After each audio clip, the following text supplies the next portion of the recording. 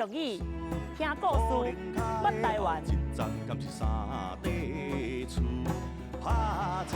张青春的公车票，予我来做主，有事无事坐巴士。哎呦！阿雄，阿姊，你要搁做我主持人嘛？别，拜一到拜三暗时8点，公司台语台，全家有智慧。逐工讲一句，台语有意思。逐工一句，观众朋友大家好，我是